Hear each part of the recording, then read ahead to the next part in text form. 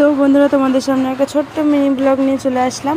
আজকে রেডি হচ্ছে, দিদাবাড়িতে যাব, মেয়েকে আর কি ঝাড়াতে নিয়ে যাব, তারপরে হলো হসপিটাল নিয়ে যাব ডাক্তার দেখাতে। তো অনেক কাজকর্ম আছে, গিয়ে দুদিন থাকবো, এই দুদিনে এই কাজকর্মগুলো সারবো। তো এই যে মেয়েকে একটুখানি খাইয়ে নিচ্ছি দুধ আর হলো পেডিশিওর মিশিয়ে, আর খেয়ে নিয়ে তারপরে যে বেরিয়ে পড়লাম। ওর বাবার ওখানে গেছিলাম একটু দোকানে, তো ওইখান থেকে কাজু বিস্কুট দিল, তো ওইটাই মেয়ে খেতে খেতে আর কি টুকটুকি করে দিদাবাড়ি পৌঁছালাম।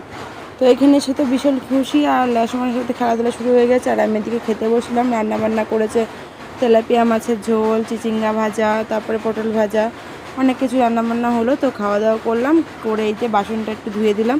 সারাদিন তো দুদিনে কোনো বাসন ধুইনি, একবারই বাসন ধুলাম, বাকি বাসন সব দিদা মামিই ধুয়েছে। তারপরে এই যে ঝাড়িয়ে নিয়ে এসেছি, তো তাবিজটা পরিয়ে নিয়ে এসেছি, তো তাবিজই পরিয়ে দিল দিদা।